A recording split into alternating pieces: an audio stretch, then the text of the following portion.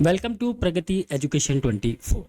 आप सभी का एक बार फिर से स्वागत है प्रगति एजुकेशन 24।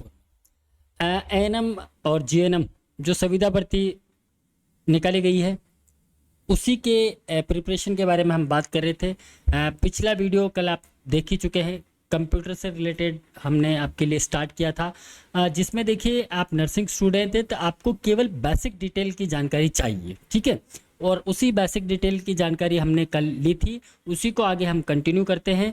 तो चलिए चलते हम हमारे उस वीडियो की तरफ। उससे पहले अगर आप चैनल पर नए आए हैं और आज पहली बार वीडियो देख रहे हैं तो चैनल को सब्सक्राइब करना और बेल आइकन नोटिफिकेशन ऑन करना ना भूलिएगा, ताकि आपको मिलती रहेगी नोटिफिकेशन सबसे पहले। देखिए पिछले वीडियो में हम लोगों ने कंप्यूटर के बारे में बेसिक जानकारी प्राप्त की थी कि कंप्यूटर का विकास कब हुआ था, कितनी पीढ़ियाँ वगैरह थी, है ना, और क्या सॉफ्टवेयर और एप्लीकेशन सॉफ्टवेयर क्या थे, है ना, सिस्टम सॉफ्टवेयर क्या थे, हार्डवेयर और सॉफ्टवेयर क्या होता है, इसके बारे में हमने जानकारी प्राप्त की थी। तो आपको डीपली नहीं जाना है, केवल ऊपर देखिए। हम लोग आपके लिए ये आज लास्ट क्लास है जिसमें थ्योरेटिकल चीज़ें हैं, क्योंकि बेसिक थ्योरी आपका कॉन्सेप्ट क्लियर होना जरूरी है। जब तक कंप्यूटर या किसी भी सब्जेक्ट का आपका बेसिक कॉन्सेप्ट क्लियर नहीं होगा तब तक आप ऑब्जेक्टिव क्वेश्चन को आपको केवल रटना रहेगा, ठीक है। तो ऑब्जेक्टिव क्वेश्चन रटने से अच्छा पहले आप थोड़ा सा बेस क्लियर कर ले, उसके बाद आपका ऑब्जेक्टिव स्टार्ट करेंगे। यानी कि नेक्स्ट क्लास कल की जो होने वाली है उससे हम आपके केवल ऑब्जेक्टिव स्टार्ट करने वाले हैं, केवल ऑब्जेक्टिव क्वेश्चन आपको मिलने वाले हैं। तो उससे पहले आपको बेसिक चीज़ें पता चल जाएगी तो आप ऑब्जेक्टिव आसानी से हल कर पाएंगे, ठीक है। तो देखिए नेक्स्ट हम बात कर रहे हैं इनपुट और आउटपुट डिवाइस के बारे में। इनपुट डिवाइस क्या होता है और आउटपुट डिवाइस क्या होता है। देखिए एक चीज़ आप ध्यान रखिएगा, इनपुट का मतलब ऐसी डिवाइस जिससे कोई भी डेटा कंप्यूटर के अंदर एंटर किया जा रहा है किसी भी डिवाइस के माध्यम से, ठीक है। और आउटपुट डिवाइस वो आउटपुट डिवाइस जिससे कंप्यूटर से डेटा बाहर की तरफ आ रहा है, यानी कि हमको प्राप्त हो रहा है, चाहे वो हार्ड कॉपी में हो चाहे वो सॉफ्ट कॉपी में हो, ठीक है। हार्ड कॉपी वो है जो किसी जैसे प्रिंटर के माध्यम से आप कोई भी फोटोकॉपी करवाते हैं, कोई भी प्रिंट निकालते हैं तो आपके हाथ में जो कागज़ होता है वो हार्ड कॉपी कहलाता है। सॉफ्ट कॉपी हम बोलते हैं जो आपको स्क्रीन पे जो दिख रहा है, जैसे अभी ये फाइल आपको दिख रही है, ये पीडीएफ फॉर्मेट में जो फाइल दिख रही है जिसको मैं स्क्रॉल कर रहा हूँ, तो ये सॉफ्ट कॉपी है, ठीक है। सॉफ्ट कॉपी है ये जो कंप्यूटर के अंदर है। हार्ड कॉपी जो आप प्रिंटर से बाहर प्रिंट करवाते हैं, आपके हाथ में जो फोटोकॉपी या जो भी आप प्रिंट निकलवाते हैं वो आपका जो है हार्ड कॉपी होता है, ठीक है। तो आउटपुट वो डिवाइस जिससे कोई भी डेटा बाहर की तरफ आता है वो आउटपुट होता है। और इनपुट में जो जिस डिवाइस के माध्यम से डेटा को इनपुट किया जाता है वो डिवाइस क्या होते हैं, इनपुट डिवाइस होते हैं। देखिए कुछ डिवाइस ऐसे हैं जो इनपुट भी होते हैं और आउटपुट भी होते हैं, ये ध्यान रखिएगा, है ना।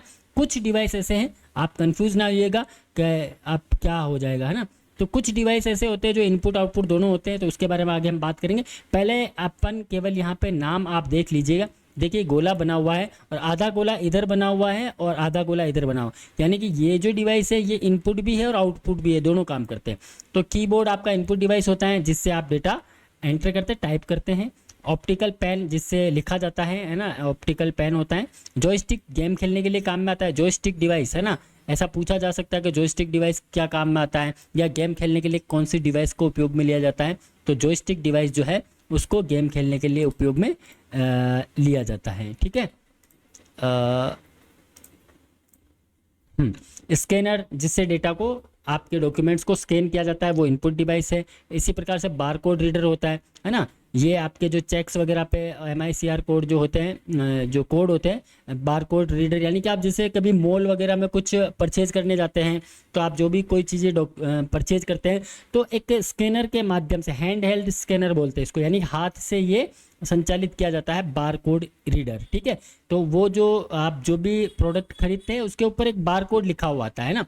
बार कोड मीन्स जैसे ऐसे लाइनिंग वगैरह आती है, ऐसे लाइनिंग आती है, तो उसको ये स्कैन करता है और आपको अमाउंट दिखा के दे देता है। तो ये bar code reader handle scanner इसको बोलते हैं। इसके अलावा हेडफोन से, स्पीकर से आवाज़ आती है, हेडसेट है, और प्रिंटर वगैरह हो गया, प्लॉटर हो गया, है ना। प्लॉटर जो है बड़े बड़े नक्शे प्रिंट करने के लिए मशीन है, ये समझ लिया आप। और ये भी प्रिंटर, इंकजेट प्रिंटर होता है, लेज़र प्रिंटर होता है ना, अलग अलग प्रिंटर। स्पीकर्स होता है जिससे आउटपुट आता है, बाहर आता है ना। आपको स्क्रीन जो दिख रही है उस स्क्रीन से आउटपुट होता है। तो ये इनपुट और आउटपुट डिवाइस होते हैं। तो इसके बारे में हम शॉर्ट में हम बात कर लेते हैं। इनपुट और आउटपुट डिवाइस के बारे में। ठीक है, सबसे पहले हम बात करेंगे इनपुट डिवाइसेस के बारे में।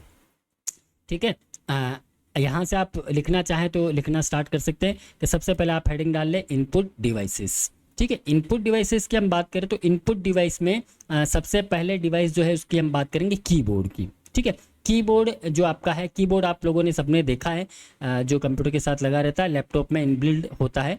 तो कीबोर्ड यानी कि कंप्यूटर कीबोर्ड सबसे अधिक इस्तेमाल होने वाले इनपुट डिवाइस में से एक है। यानी कि कीबोर्ड ही एक ऐसा डिवाइस है जो सबसे ज़्यादा डेटा को एंटर करने के लिए इस्तेमाल किया जाता है, जिसके द्वारा नंबर्स, अक्षर, अल्फ़ाबेट और विशेष कैरेक्टर यानी कि स्पेशल कैरेक्टर को कंप्यूटर में इनपुट किया जाता है। यानी कि कीबोर्ड जो होता है, कीबोर्ड में अलग अलग कीज़ होती हैं, किसी में 101 की होता है टोटल, किसी में 104 होता है। ठीक है, तो ये कीबोर्ड होते हैं। उस कीबोर्ड के अंदर देखिए नंबर्स भी होते हैं, 0 to 1 जो नंबर होते हैं ना, 1 2 3 4 5 आप एंटर करते हैं तो वो नंबर्स भी होते हैं। अक्सर अल्फ़ाबेट A to Z इसके अंदर लिखे हुए रहते हैं।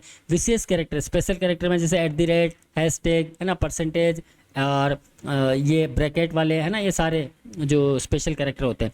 तो ये जो कीबोर्ड है वो क्या होता है, आपका इनपुट डिवाइस होता है। आपको केवल इतना सा ध्यान रखना, बाकी आपको थ्योरेटिकल चीज़ों में जाने की ज़रूरत नहीं है, क्योंकि क्वेश्चन अगर पूछ लिया जाए कि निम्नलिखित में से कौन सा जो है वो इनपुट डिवाइस है और उसमें अगर कीबोर्ड का नाम मिले आपको, तो कीबोर्ड आपके लिए क्या रह जाएगा, इनपुट डिवाइस रह जाएगा। तो इनपुट डिवाइस में कीबोर्ड इनपुट डिवाइस होता है, ये आप ध्यान रखिएगा। और कीबोर्ड ये इस टाइप से होता है। ठीक है, कीबोर्ड आप लोगों ने सबने देखा है, कीबोर्ड ये कीबोर्ड है। ठीक है, कीबोर्ड इनपुट डिवाइस। इसके साथ में है आपका pointing device, graphical user interface GUI है ना, इसका फुल फॉर्म आप लिख लीजिए। ऐसा पूछा जा सकता है कि GUI का फुल फॉर्म क्या होता है। ठीक है, graphical user interface. Pointing device में बात करेंगे, पॉइंटिंग डिवाइस में क्या कौन कौन से डिवाइस आते हैं उसके बारे में बात करेंगे। ग्राफिकल यूज़र इंटरफेस GUI जो कि बड़े पैमाने पर इस्तेमाल किए जाते हैं, और इसमें स्क्रीन पर कर्सर की स्थिति बताने के लिए पॉइंटिंग डिवाइस की आवश्यकता होती है। यानी कि ये जो मेरा माउस चल रहा है, आप ये समझिए, देखिए माउस को मैं स्क्रॉल कर रहा हूँ, यहाँ आ गया, इस जगह आ गया है ना, इधर आ गया, तो ये आपको पॉइंट कर रहा है। कीबोर्ड जो है सॉरी माउस जो है उसका जो कर्सर होता है, ये जो कर्सर है, ये जो मैं घुमा रहा हूँ, ये यहाँ आ गया, यहाँ आ गया, तो ये किसी एक जगह को केंद्रित करता है, पॉइंट करता है, इसलिए इसको पॉइंटिंग डिवाइस यानी कि माउस को पॉइंटिंग डिवाइस भी कहा जाता है। ठीक है, तो पॉइंटिंग डिवाइस कौन कौन से होते हैं, जैसे माउस पॉइंटिंग डिवाइस होता है, ट्रैक बॉल होता है, टच पैड होता है ना, ट्रैक बिंदु, ग्राफिक्स टैबलेट, जॉयस्टिक एवं टच स्क्रीन है ना, ये सब क्या होते हैं, पॉइंटिंग डिवाइस होते हैं। जो अधिकतर पॉइंटिंग डिवाइसेस कंप्यूटर से एक USB पोर्ट के माध्यम से जुड़े होते हैं। यानी कंप्यूटर का जो CPU होता है, और जो जैसे आपको माउस को कनेक्ट करना, तो माउस का जो USB केबल होता है वो CPU के बैक साइड में आगे जहाँ पे भी उसका पोर्ट होता है वहाँ पे आप इसको इंसर्ट कर सकते हैं। तो कीबोर्ड और माउस को आप, या फिर जो भी पॉइंटिंग डिवाइस है एक्सटर्नल, उसको आप अटैच करने के लिए USB डिवाइस यूज में लेते हैं। तो पॉइंटिंग डिवाइस यानी कि माउस भी आपका क्या होता है, इनपुट डिवाइस होता है। ठीक है, आप चाहे तो पहले ये लिख लीजिएगा कि सबसे पहले आप हेडिंग डालेंगे इनपुट डिवाइस, तो इनपुट डिवाइस में ही ये डिवाइस पड़े। जब मैं आउटपुट डिवाइस स्टार्ट करूंगा तो आपको मैं बता दूंगा कि आउटपुट डिवाइस कहाँ से स्टार्ट होने वाला है, तो उसके बाद आप आउटपुट डिवाइस लिख सकते हैं। और लिखने के लिए आप देखिए ऐसा कीजिए कि इनपुट डिवाइस लिख लीजिए, और इनपुट डिवाइस में जैसे पहला पॉइंट है कीबोर्ड, तो कीबोर्ड आपका इनपुट डिवाइस होता है। ठीक है, ये कीबोर्ड का नाम आप लिख लीजिए। यानी इतना सा आपको ध्यान रखना कि कीबोर्ड भी एक इनपुट डिवाइस होता है। और कीबोर्ड के अंदर देखिए क्या होता है, नंबर्स होते हैं, अल्फ़ाबेट होता है, स्पेशल कैरेक्टर होते हैं, है ना। कीबोर्ड का सबसे ज़्यादा उपयोग में लिया जाता है। अल्फ़ाबेटिक और न्यूमेरिक कीज़ होती हैं, है ना, जिसका उपयोग टेक्स्ट और न्यूमेरिक डेटा को इनपुट करने के लिए किया जाता है। कीबोर्ड पर कई तरह की एडिटिंग कीज़ होती है, फंक्शन की होती है, जो सीधे फंक्शन को शुरू करने के लिए इस्तेमाल में ली जाती है। कैप्स लॉक होता है, नंबर लॉक होता है ना, टॉगल की होता है। अगर आपने कंप्यूटर पढ़ा है तो इनके बारे में आपको जानकारी होगी। कंट्रोल बटन होता है, अल्टर बटन होता है, कॉम्बिनेशन की बोलते हैं इनको। यानी कि हाँ, एक चीज़ आप ध्यान रखिएगा, देखिए कीबोर्ड के अंदर एक CTRL लिखा हुआ रहता है, CTRL जिसको हम कंट्रोल बोलते हैं, और ALT जो होता है उसको हम अल्टर बटन बोलते हैं। ये दोनों जो होते हैं ये कॉम्बिनेशन की भी उनको बोलते हैं। ऐसा क्वेश्चन पूछ ले अगर कि कॉम्बिनेशन की कौन सी होती है, कॉम्बिनेशन की किसे कहा जाता है, तो कॉम्बिनेशन की जो होती है वो कंट्रोल और अल्टर कॉम्बिनेशन की कहलाती है। इसको कंट्रोल और अल्टर अपन कॉम्बिनेशन की बोल सकते हैं। ठीक है, पॉइंटिंग डिवाइस। ठीक है, पॉइंटिंग डिवाइस में क्या हो गया आपका माउस हो गया। अच्छा मेरे को कुछ देखिए, आप लोग का व्हाट्सएप पे भी मैसेज आते रहते हैं, तो इंडिविजुअली किसी को रिप्लाई देना इतना पॉसिबल नहीं हो पाता है क्योंकि बहुत बिजी शेड्यूल रहता है। तो देखिए जो आप लिंक की बात करते हैं, तो लिंक जो होता है वीडियो का, वो एक तो आप डायरेक्ट चैनल पर आ जाइए, चैनल पर आपको अगर कोई अपकमिंग वीडियो होगा तो आपको वहाँ दिख जाएगा। और या फिर आप जो टेलीग्राम चैनल है प्रगति एजुकेशन 24, वो आप ज्वाइन करके रखिए, वहाँ पे आपको डेली जो है अपडेट मिल जाएगी। अगर कोई नया वीडियो आने वाला होगा उसका भी आपको लिंक वहाँ पे मिल जाएगा, वो ध्यान रखिएगा। बाकी हमारा जो वेबसाइट है प्रगति एजुकेशन blogspot.com, ठीक है, तो वहाँ पे ये सारी चीज़ें आपको मिल जाएगी। अच्छा इस पीडीएफ के लिए भी कुछ आए थे मैसेजेस, तो देखिए पीडीएफ भी हम आपको प्रोवाइड कराएंगे। नेक्स्ट वीडियो में कुछ चीज़ें लेके आ रहे हैं, अगला वीडियो जो होगा उसके अंदर आपके लिए थोड़ा एक्स्ट्रा चीज़ें होने वाली हैं।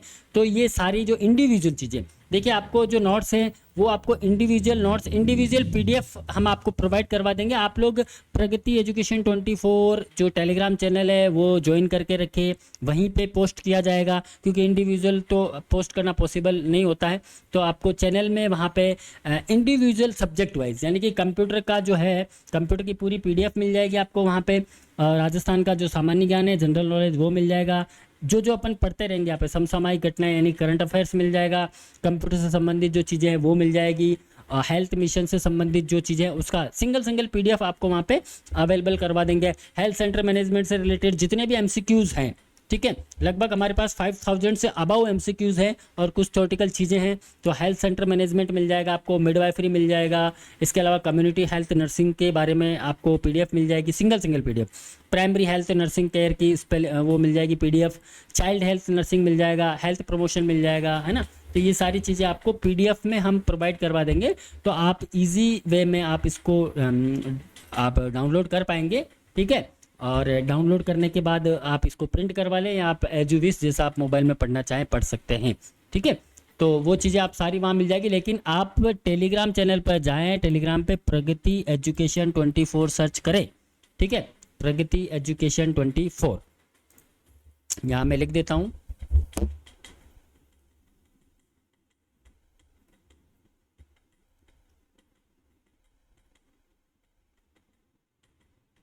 ठीक है, 24 है ना। तो ये चीज़ आप टाइप कीजिएगा टेलीग्राम चैनल पर, तो वहाँ पे आपको मिल जाएगी, ठीक है। टेलीग्राम चैनल पर आप जाके इसको सर्च कीजिएगा प्रगति एजुकेशन 24, तो आपको चैनल मिल जाएगा, उसको आप ज्वाइन कर लीजिएगा। वहाँ पे ये सारी पीडीएफ आपको हम प्रोवाइड करवा देंगे क्लास के बाद, ठीक है। तो नेक्स्ट अपना माउस है। माउस क्या पॉइंटिंग डिवाइस है? पॉइंटिंग डिवाइस मतलब जो पॉइंट कर रहा है किसी चीज़ को, जैसे मैं यहाँ जा रहा हूँ तो इस जगह को पॉइंट कर रहा है, यहाँ पॉइंट कर रहा है, ये पॉइंट कर रहा है, इसलिए पॉइंटिंग डिवाइस। तो माउस भी आपका पॉइंटिंग डिवाइस यानी कि इनपुट डिवाइस ही होता है, ठीक है। माउस, ये माउस ऐसा होता है, आपने देखा ही होगा। नेक्स्ट है टच पैड, ठीक है। आजकल अधिकांश लैपटॉप कंप्यूटर में एक टच पैड पॉइंटिंग डिवाइस होता है, यानी कि लैपटॉप के अंदर माउस एक्सटर्नल आप चाहे तो लगा सकते हैं, लेकिन कीबोर्ड का यानी माउस का जो सिस्टम है वो लैपटॉप के अंदर आता है। जैसे उंगली से चलाते हैं ना, वो टच पैड बोलते हैं उसको, है ना। तो वो जो जगह है वो टच पैड कहलाती है। तो यूजर टच पैड की सतह पर उंगली को फिराकर या फिसलाकर स्क्रीन पर कर्सर को एक जगह से दूसरी जगह पर मूव कर सकते हैं। यानी कि लैपटॉप में आप जैसे कर्सर को लेफ्ट राइट मूव करते हैं या अप डाउन करते हैं, तो आपका कर्सर ऐसे मूव करता रहता है ना, ये लैपटॉप के अंदर ऐसे। तो ये left and right click pad button के नीचे होता है, और टच पैड इस्तेमाल करने के लिए माउस की अपेक्षा बहुत कम जगह की जरूरत पड़ती है। इसमें कोई मूविंग चलित भाग भी नहीं होता, यानी कि एक सरफेस होता है खाली, उसमें आप उंगली को टच करके आप इसको कर्सर को चला पाएंगे, टच पैड, ठीक है। इनपुट डिवाइस है टच पैड भी, है ना। नेक्स्ट है ट्रैक पॉइंट।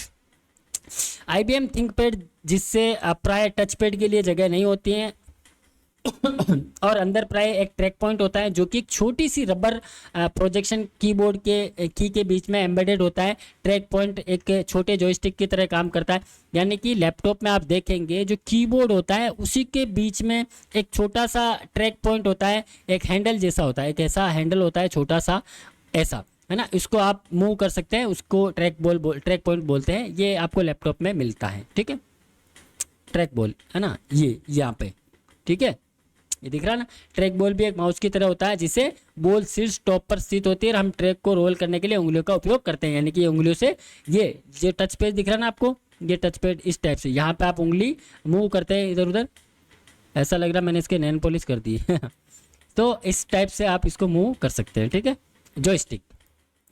जॉयस्टिक को और यानी कि जॉयस्टिक का काम जो होता है, ये जॉयस्टिक होती है, जॉयस्टिक ऐसी होती है। और जनरली आप कहीं मॉल वगैरह में गए हो तो आपको गेम खेलने के लिए अगर मिला हो तो गेम खेलने के लिए इस टाइप से हैंडल होता है, गियर जिसको बोलते हैं ना, तो ये जॉयस्टिक होती है। जॉयस्टिक का मेन काम क्या होता है, गेमिंग के अंदर ये आमतौर पर इसका उपयोग किया जाता है। ये भी इनपुट डिवाइस है। अभी सारे इनपुट डिवाइस की बात करें हम। नेक्स्ट है आपका ग्राफिक्स टैबलेट। ठीक है, ग्राफिक्स टैबलेट की हम बात करें तो ग्राफिक्स टैबलेट में इलेक्ट्रॉनिक्स लेखन क्षेत्र यानी कि इलेक्ट्रॉनिक राइटिंग एरिया होता है। ग्राफिक्स टैबलेट इस टाइप का होता है, ऐसा। ठीक है, ये यहाँ लिख रहे हैं और इसके अंदर दिखता है, यानी कि यहाँ पे बड़े स्क्रीन में दिखाया गया है, यहाँ आप देखिए। यानी कि इस जगह जो भी टाइप किया जाता है वो आपको वहाँ स्क्रीन से, क्योंकि ये स्क्रीन से कनेक्टेड रहता है, और यहाँ जो भी लिखा जाता है हाथ से वो सारा वहाँ बड़ी बड़ी जो क्लासेस चलती है उसके अंदर आपने देखा होगा कि जो ग्राफिक्स टैबलेट का यूज़ में लिया जाता है, यहाँ पे कुछ भी टाइप किया जाता है तो वो यहाँ पे शो होता रहता है। ठीक है, ग्राफिक्स टैबलेट। ठीक है, ग्राफिक्स टैबलेट में इलेक्ट्रॉनिक लेखन यानी कि इलेक्ट्रॉनिक राइटिंग एरिया होता है जिसमें स्पेशल पेन को यूज किया जाता है। यानी बड़े बड़े मोबाइल्स आपने देखे होंगे, उसमें के अंदर जो मोबाइल होता है उसके यहाँ पे पेन लगा रहता है, उस पेन को निकाल के भी आप यहाँ पे कुछ लिख सकते हैं। उसी टाइप से होता है ये ग्राफिक्स टैबलेट। ठीक है, ग्राफिक्स टैबलेट। अगर आप लोग लिख रहे हैं तो देखिए ग्राफिक्स टैबलेट ये लिख सकते हैं आप। जनरली आप ऐसा लिख सकते हैं, जॉयस्टिक गेम खेलने के लिए उपयोग में लिया जाता है ना। ग्राफिक्स टैबलेट स्पेशल पेन को यूज में लिया जाता है और इलेक्ट्रॉनिक राइटिंग के लिए ये काम करता है। ठीक है, इस टाइप से आप लिख सकते हैं। नेक्स्ट है आपका स्कैनर। देखिए स्कैनर से आप कोई भी डॉक्यूमेंट है वो आप स्कैन कर सकते हैं। एक तो देखिए सिंगल स्कैनर है वो अलग से आता है, और एक जो प्रिंटर होता है आपका, उस प्रिंटर के अंदर भी इनबिल्ट रहता है। ठीक है, यानी कि प्रिंटर के ऊपर यहाँ पे इनबिल्ट रहता है, तो यहाँ से ओपन होकर यहाँ से आप डॉक्यूमेंट रखते हैं और ये स्कैन होता है। ठीक है, जो आपके पीसी के अंदर चला जाता है। और एक ये सिंगल स्कैनर होता है जिसमें प्रिंटिंग नहीं होता है, ये सिंगल केवल स्कैनर होता है जिससे केवल आपके डॉक्यूमेंट को क्या किया जाता है, स्कैन किया जा सकता है। ठीक है, ये स्कैनर एक मुद्रित पृष्ठ यानी प्रिंटेड पेज या ग्राफिक्स का डिजिटलीकरण करता है।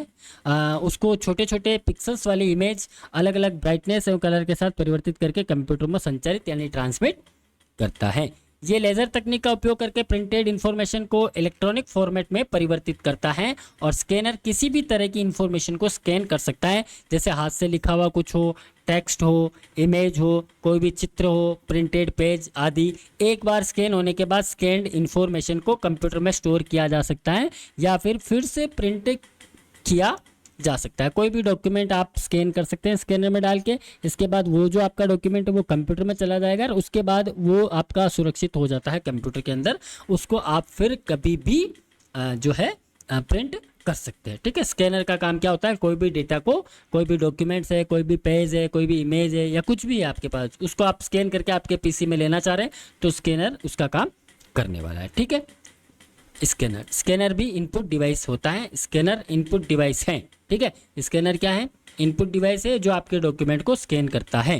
ठीक है, यानी कि आप इतना सा आइडिया लगा सकते हैं कि जिस डिवाइस से कोई भी डेटा कंप्यूटर के अंदर जा रहा है, इसका मतलब वो इनपुट कर रहा है, वो इनपुट ले रहा है ना, कंप्यूटर उस चीज़ को ले रहा है, तो वो क्या हो गया आपके लिए इनपुट हो गया। जैसे कीबोर्ड से अपन कुछ भी टाइप कर रहे हैं, टेक्स्ट टाइप करते हैं ना, कुछ भी टाइप करेंगे तो वो कहाँ जा रहा है, कंप्यूटर के अंदर स्क्रीन पे दिखता है ना आपको, यानी कि इनपुट जा रहा है। तो कीबोर्ड क्या करेगा, इनपुट डिवाइस है, इनपुट दिया अपन ने तो कीबोर्ड इनपुट हो गया। माउस से भी आप कुछ कर रहे हो काम तो वो भी इनपुट ही हो रहा है ना। जैसे स्कैनर से भी है, ग्राफिक्स टैबलेट भी कुछ ना कुछ जिससे आप कुछ राइट कर रहे हैं या कुछ कर रहे हैं जिससे डेटा आपका कंप्यूटर में जा रहा है, वो आपके लिए क्या हो गया है, इनपुट डिवाइस। ठीक है, नेक्स्ट MIDI मिडी डिवाइस। मिडी की फुल फॉर्म, ठीक है, musical instrument digital interface.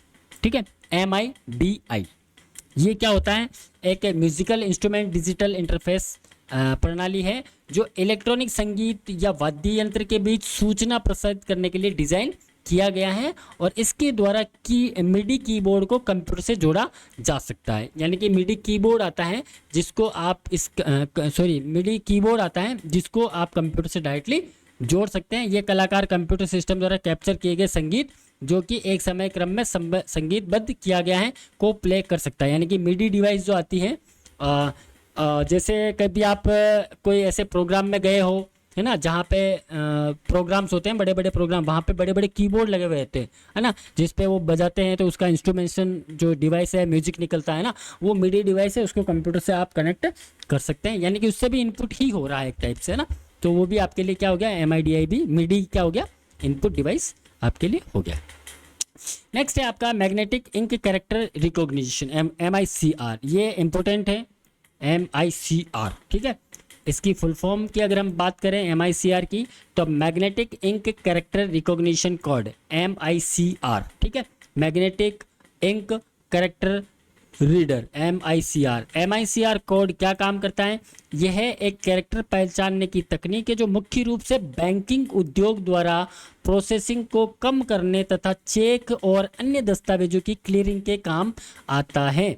MICR code character को डिजिटल डेटा में बदलता है जो कंप्यूटर समझ सकता है, यानी कि आप आसान भाषा में समझे तो MICR जो है, MICR क्या करता है, एक टाइप का स्कैनर होता है, ठीक है। तो जो बैंक में आप चेक लगाने जाते हैं, आपने जैसे आपके पास कोई चेक हो और चेक में यहाँ पे इस जगह पे कोई नंबर लिखे हुए होते हैं ना, 01110234, है ना, इन्वर्टेड कोमा के अंदर यहाँ नंबर होते हैं। तो ये MICR क्या करता है कि चेक के जो नंबर होते हैं उसको रीड करता है और उसको आगे प्रोसेस करता है। तो MICR का काम क्या होता है, बैंक में, मुख्य रूप से बैंकिंग में यूज़ में लिया जाता है, और MICR जो चेक होते हैं, उन चेक के जो कोड होते हैं उनको पढ़ने का काम करता है। ये आप माइंड में बिठा लें, इंपॉर्टेंट क्वेश्चन है। MICR, OMR, OCR ऐसे बहुत सारे होते हैं, तो अभी MICR के बारे में आप याद रखें, magnetic ink character recognition code, MICR, ठीक है। ये जो चेक्स होते हैं बैंक के, उन चेक के जो कोड है, MICR कोड जो लिखा आता है उसको ये स्कैन करके आगे प्रोसेस करता है। नेक्स्ट है ऑप्टिकल मार्क रीडर, OMR। अगर आप लिखना चाहें तो ऐसे लिखिएगा, मैग्नेटिक इंक कैरेक्टर रिकॉग्निशन, ठीक है, MICR इसका शॉर्ट फॉर्म है, और इसका उसका फुल फॉर्म हो गया है magnetic ink character recognition code, MICR, ठीक है, MICR। और ये मुख्य रूप से बैंक में उपयोग में लिया जाता है, और जो चेक्स है उसको पढ़ने का काम कौन करता है, MICR करता है। OMR सीट के बारे में आप लोगों ने काफ़ी सुना होगा, काफ़ी एग्जाम्स आपने दिए होंगे, कंपटीशन एग्जाम या नॉर्मल एग्जाम, जिसमें एक OMR सीट होती है, जिसमें आपको जो 4 ऑप्शन मिलते हैं उसमें आपको गोला लगाना होता है। यहाँ पे भी एग्जाम में आपको गोला ही लगाना है, ठीक है, लेकिन ऐसा नहीं हो कि सारे गोले आप गोले करके आ जाओ, माइनस मार्किंग है ना, आप माइनस हो जाओगे सभी जगह गोले करके आ गए तो थोड़ा सा वो ध्यान रखना, उसके बारे में हम बात करेंगे। ऑप्टिकल मार्क रीडर, OMR, ठीक है, ये एक विशेष स्कैनर होता है जो पेंसिल या पेन के द्वारा दिए गए निशान को एक पूर्व निर्धारित प्रकार की पहचान करने के लिए उपयोग होता है। यानी कि OMR सीट होती है, उसके अंदर आप पेंसिल या पेन द्वारा, देखिए पेंसिल अभी बंद कर दी गई है, किसी भी एग्जाम में पेंसिल अलाउ नहीं है, आपको बॉल पेन ले जाना होता है, ठीक है, ब्लैक या फिर ब्लू। अगर आप ब्लैक यूज़ में लेंगे तो बेस्ट होता है, क्योंकि OMR जो होता है, ऑप्टिकल मार्क रीडर, जो आपकी OMR को चेक करता है ना, तो वो ब्लैक जो डॉट होता है उसको जल्दी से पकड़ता है। तो आप लोग जो यूज़ में लेते हैं पेन, बॉल पेन, है ना, वो ब्लैक पेन अगर यूज़ में लेंगे OMR में तो अच्छा रहता है, बाकी ब्लू ले सकते हैं, कोई इशू नहीं है, लेकिन पेंसिल बैन कर रखा है, पेंसिल यूज़ में नहीं लिया जाता है, ठीक है, पहले लिया जाता था। तो पेंसिल या पेन के द्वारा आप ये जैसे मार्क करते हैं ना, तो उनको ये पहचानता है। यानी कि सबसे आम उदाहरण परीक्षाओं में उपयोग की जाने वाली उत्तर पुस्तिका, OMR उत्तर पुस्तिका को स्कैन कर आउटपुट के रूप में परिणाम का उत्पादन करने के लिए इसका उपयोग किया जाता है। OMR सर्वेक्षण, चुनाव और परीक्षणों में भी किया जाता है, यानी इलेक्शंस वगैरह में भी इनका उपयोग किया जाता है OMR सीट का, ठीक है। OMR से आप याद रख लेंगे, OMR सीट है, OMR का क्या काम होता है, ऑप्टिकल मार्क रीडर, ऑप्टिकल, है ना, ऑप्टिकल मतलब ये ऑप्टिकल है ना, ये ऑप्टिकल, और ये आपने मार्क किया, इसको क्या करेगा, वो रीड करेगा कि आपने यहाँ फिल किया है, यहाँ किया है, या यहाँ किया है, कौन सा छोड़ा है ना, तो जो आपने मार्क किया है उसको ये रीड कर लेता है, ऑप्टिकल मार्क रीडर, ठीक है। MICR बैंक में काम आता है चेक को पढ़ने के लिए, और OMR जो है, OMR सीट जो एग्जाम्स वाली होती है या फिर जो भी चुनाव प्रशिक्षण है उनमें जो है रिजल्ट देने के लिए, उसको स्कैन करने के लिए OMR सीट यूज़ में ले जाते हैं, ऑप्टिकल मार्क रीडर। नेक्स्ट है OCR, optical character recognition, OCR में क्या होता है देखिए, optical character recognition, optical character reader, ठीक है, optical character recognition, optical character reader एक ही बात है, आप ध्यान रखिएगा, जहाँ रीडर आ जाए तो भी सही है, रिकॉग्निशन आ जाए तो भी सही है। ऑप्टिकल कैरेक्टर रिकॉग्निशन या optical character reader OCR machine encoded form में इमेजेस टाइप प्रिंटेड या हस्तलिखित टेक्स्ट या का इलेक्ट्रॉनिक रूपांतरण है। ये व्यापक रूप से स्वचालित ऑटोमेटेड डेटा एंट्री के लिए इस्तेमाल किया जाता है। जैसे ओसीआर यूज करके printed paper data records, passport है ना, बैंक चालान, बैंक स्टेटमेंट, कंप्यूटरकृत रसीदें है ना, बिजनेस कार्ड, मेल आदि के डेटा को स्कैन करके उसको डिजिटल फॉर्म में कन्वर्ट करने का काम ये करता है। और ये प्रिंटेड टेक्स्ट को डिजिटलाइज करने का सबसे आम तरीका है, जिसमें ये डेटा इलेक्ट्रॉनिक रूप से एडिट, सर्च, ऑनलाइन डिस्प्ले किया जा सकता है और उसको बाद में मशीन प्रक्रिया जैसे अनुवाद, टेक्स्ट का स्पीच में खनन, टेक्स्ट माइनिंग का उपयोग कर सकते हैं। कहने का मतलब ये है कि ओसीआर जो होता है ऑप्टिकल कैरेक्टर रीडर, ओसीआर, ठीक है, ये क्या करता है, जैसे पासपोर्ट हो गए है ना, बैंक चालान्स होते हैं है ना, जिस उनके ऊपर क्या है कि एक कोडिंग होती है ना, कोड होता है ना, उसके प्रिंटेड पेपर से डेटा का रिकॉर्ड जो है वो वहाँ से उठाता है और उसको आगे वो कन्वर्ट करके देता है। OCR, optical character recognition, OCR. Next है बार कोड रीडर, है ना। बार कोड रीडर को आप जनरली BCR, ठीक है, BCR बोल सकते हैं, bar code reader. Bar code reader को क्या बोलते हैं आप, BCR, बार कोड रीडर बोला जा सकता है ना। बार कोड एक वस्तु ऑब्जेक्ट को मशीन द्वारा विशिष्ट रूप से पहचानने का तरीका है। हर एक ऑब्जेक्ट को विशिष्ट रूप से पहचानने के लिए एक कोड दिया जाता है जिसे एक मशीन के द्वारा पढ़ा जाता है और मूल रूप से बार कोड को समानांतर लाइनों के बीच की दूरी और उनकी चौड़ाई के अंतर को विशेषता दी जाती है। बार कोड देखा ना आपने, बार कोड रीडर होता है, बार कोड होते हैं ना ऐसे, ये बार कोड कोई भी प्रोडक्ट के ऊपर बार कोड होते हैं ना। जैसे अपन ने ऊपर एक पढ़ा था, नहीं पढ़ा था, MICR है ना, हाँ BCR के बारे में बात करी थी। बार कोड रीडर जो आपकी कोई भी प्रोडक्ट है उसके ऊपर होता है, ठीक है, यानी कि ये आयत, डॉट्स, षटकोण, अन्य ज्यामितीय आकारों, पैटर्न में विकसित होता है। ये विशेष रूप से शॉपिंग मॉल्स में या फिर डिपार्टमेंटल स्टोर में क्विक बिलिंग और सूची प्रबंधन, इन्वेंट्री मैनेजमेंट के लिए उपयोग में लिया जाता है। आप कोई भी मॉल में कुछ भी परचेज करने जाते हैं तो वहाँ पे प्रोडक्ट के ऊपर जो कोड लिखा होता है उस कोड को ये बार कोड, हाँ अब वहाँ पे आपको जो बताया था मैं, हैंड हेल्ड है ना, जो हाथ में लेके उसको स्कैन किया जाता है कोड को, है ना, bar code reader. Bar code reader का मतलब आपके जो भी प्रोडक्ट है, प्रोडक्ट के ऊपर आप कोई भी प्रोडक्ट उठाएंगे, आपके पास अगर कोई हो, कुरकुरा भी हो तो भी कोई दिक्कत नहीं, उस कुरकुरे के ऊपर भी आपको बार कोड मिल जाएगा, तो उसको स्कैन करके उसकी जो वैल्यू है वो निकाली जाती है, ठीक है। ये सारे इनपुट डिवाइस है, अब तक जो भी अपन पढ़ रहे हैं वो सारे क्या है, इनपुट डिवाइसेस। नेक्स्ट है स्पीच रिकॉग्निशन डिवाइस, माइक्रोफोन, ठीक है। माइक्रोफोन मतलब जैसे आप ईयरफोन वगैरह लगा के आप बात करते हैं तो दो तो आप कान में लगा लेते हैं, एक आपके माउथ के पास में रहता है जिसमें आप हेलो, हाउ आर यू बोलते हैं ना, हेलो, है ना, वहाँ से जो आवाज़ जाती है वो माइक्रोफोन कहलाता है, उसको माइक्रोफोन बोलते हैं। तो माइक्रोफोन एक इनपुट डिवाइस है जिससे पे आप फ़ोन पे बात कर रहे होते हैं, जिससे इनपुट जाता है, ठीक है, जिसका इस्तेमाल ऑडियो डेटा को कंप्यूटर में इनपुट करने के लिए किया जाता है और एक वायर के द्वारा कंप्यूटर से जुड़ा होता है, जिसमें एक माउथ पीस जैसी डिवाइस को ऑडियो कैप्चर करने के लिए उपयोग में लिया जाता है, ठीक है। तो माइक्रोफोन भी आपका क्या है, इनपुट डिवाइस है, क्योंकि इससे भी डेटा कहाँ जाता है, इनपुट हो रहा है, इनपुट डेटा इनपुट जा रहा है, इसलिए ये आपके लिए क्या हो गया है, इनपुट डिवाइस हो गया। माइक्रोफोन स्पीच रिकॉग्निशन डिवाइस, ठीक है। देखिए फास्ट तो पढ़ना पड़ेगा, अगर फास्ट नहीं पढ़ेंगे तो आपका जो सिलेबस है वो अधूरा रह जाएगा और आप भी अधूरे रह जाएंगे, इसलिए थोड़ा सा फास्ट चलना पड़ेगा। और आप देखिए नर्सिंग के स्टूडेंट है तो मैं ज़्यादा इसको एक्सप्लेन नहीं कर पाऊँगा, क्योंकि एक्सप्लेन करूँगा तो फिर आपको दिक्कत हो जाएगी, है ना। आप लोगों के लिए जितनी चीज़ जाननी है मैं उतनी ही चीज़ आपको बताऊंगा ताकि वही चीज़ आप याद रखें। जैसे आपको इनपुट डिवाइस में OCR आ गया तो ऑप्टिकल कैरेक्टर रिकॉग्निशन, बस इतना सा याद रखना है, और क्या ये क्या काम करता है उसके बारे में, OMR seat, optical mark reader, बस ये इतनी चीज़ें याद रखनी है ना।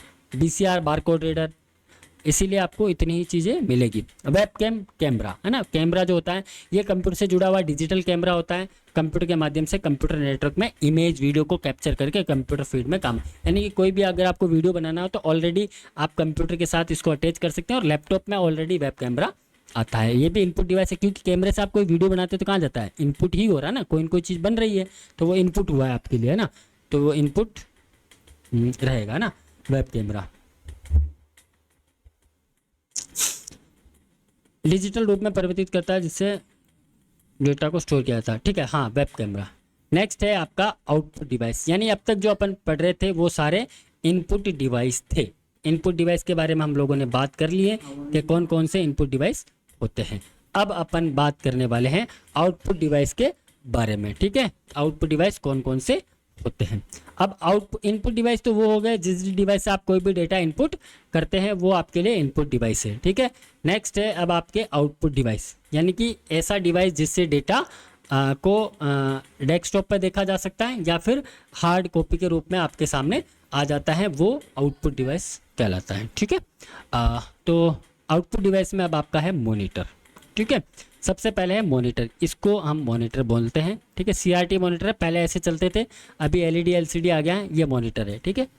आउटपुट की सॉफ्ट कॉपी को डिस्प्ले करने के लिए सबसे लोकप्रिय डिवाइस एक मॉनिटर है, ठीक है। यानी कि कोई भी आउटपुट है उसकी सॉफ्ट कॉपी, जैसा अभी मैंने पहले आपको बताया था कि सॉफ्ट कॉपी क्या होती है और हार्ड कॉपी क्या होती है, यानी कि मॉनिटर भी आउटपुट डिवाइस है। देखिए मॉनिटर से कोई डेटा बाहर नहीं आ रहा है, जैसे प्रिंटर से बाहर आता है ना, उस टाइप से बाहर नहीं आता, लेकिन आपको जैसे अभी स्क्रीन पर जो चीज़ दिख रही है वो सॉफ्ट कॉपी कहलाती है, वो भी आउटपुट ही है ना, एक टाइप से आपको आउटपुट मिल रहा है, आपको दिख रहा है, मतलब वो आउटपुट है।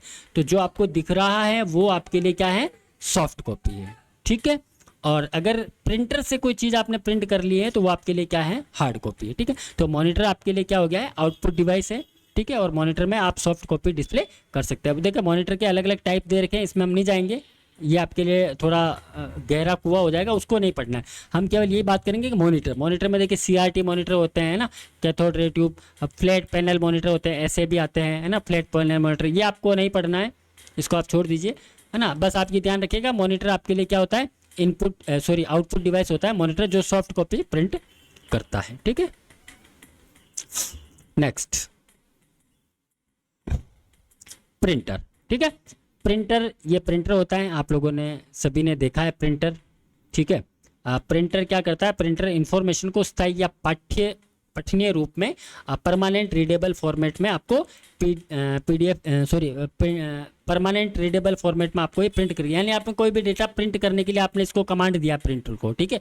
तो प्रिंटर क्या करेगा, आपको कोई भी जो डेटा होगा उसको वो प्रिंट करके दे देगा, आपके सामने जो भी आएगा उससे जो आपके हाथ में होगी हम उसको क्या कहेंगे, हार्ड कॉपी कहेंगे। आप समझ में आ गया आपको, सॉफ्ट कॉपी जो आपको केवल डिस्प्ले पर दिखाई दे रही है वो आपके लिए सॉफ्ट कॉपी है, और जिसको आपने हाथ में ले रखा है प्रिंट होने के बाद, ठीक है, वो आपके लिए क्या है, हार्ड कॉपी है।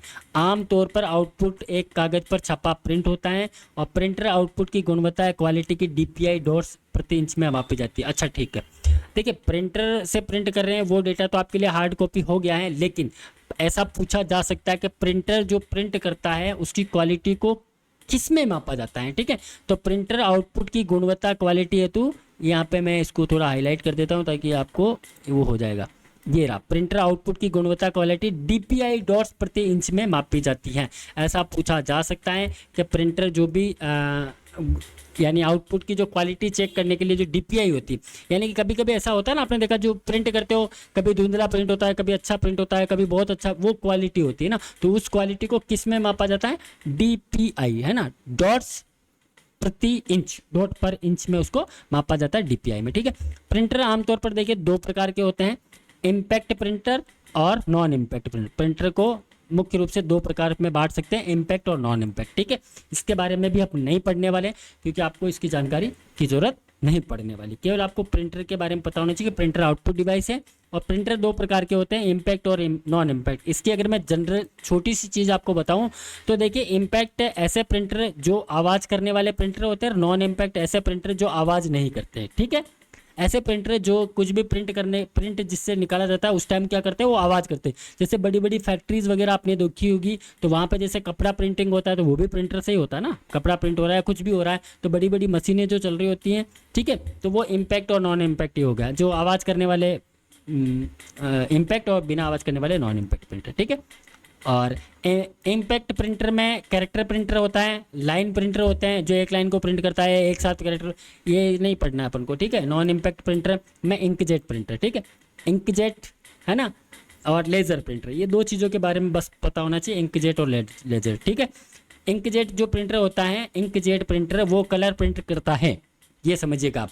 कलर प्रिंट अगर आपको निकलना है तो आपके पास कौन सा प्रिंटर होना चाहिए, इंकजेट प्रिंटर होना चाहिए। और अगर आपको ब्लैक एंड वाइट में प्रिंट निकालना है तो आपके पास कौन सा होना चाहिए, लेज़र प्रिंटर होना चाहिए।